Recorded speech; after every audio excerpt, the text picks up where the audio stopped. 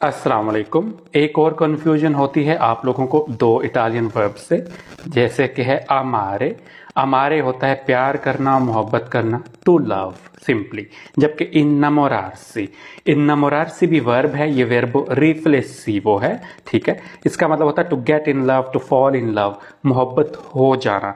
अमारे मोहब्बत करना या प्यार करना, इन्नामोरारसी मोहब्बत हो जाना, टू फॉल इन लव। जैसे मैं कहता हूँ इयो ती आमो, आई लव यू, मुझे तुमसे प्यार है, मुझे तुमसे मोहब्बत है।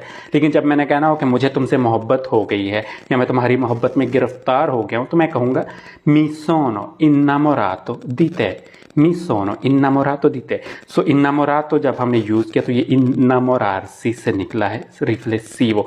तो मैंने यूज़ किया है मी सोनो इन्नामोरातो दी ते। जबकि इयो ती आमो, मैं तुमसे प्यार करता हूँ। सेंस देखे तो एक ही है, मैं तुम्हारी मोहब्बत में गिरफ्तार